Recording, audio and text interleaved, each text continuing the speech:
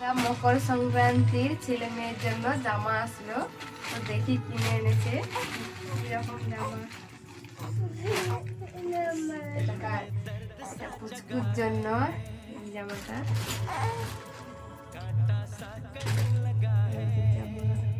তো কেমন হয়েছে বলবে তোমরা।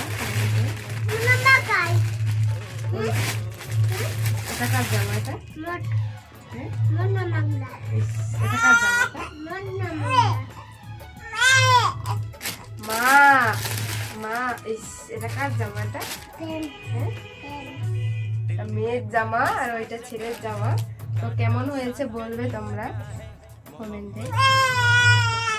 এটা কার জামা? এটা এটা ভাইয়ের জামা। এটা ভাইয়ের জামা, ছোট ভাইয়ের জামা।